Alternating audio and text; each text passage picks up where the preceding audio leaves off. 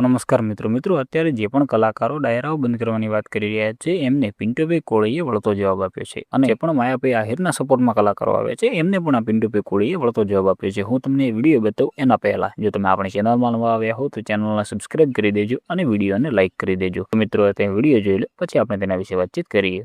એટલે ખરેખર આવા દલાલ કલાકારોનો ઓળખો હવે આમના ડાયલા બધું આપણે સાંભળવું બહુ સાંભળ્યું। આપણે ગરીબ છીએ, આપણી કાંઈ 100 રૂપિયા હોય ને તો આપણે 70 રૂપિયા એમની ઉપર દાન કરવી, આમ 70 રૂપિયા ઉડાડી દેવી। પણ આ પડવાઓને એનું કંઈ પડી નહીં। આપણને મારા બેટા ગરીબ કહે, આપણા પૈસે મોજ કરે અને ઉપર એને પાછા આપણને ગરીબ કહે।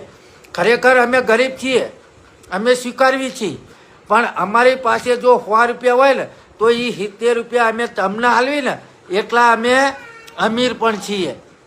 એટલે ખરેખર જો સાચું લાગતું હોય તો બને એટલો વિડીયો આગળ શેર કરો। જય જવાન જય કિસાન।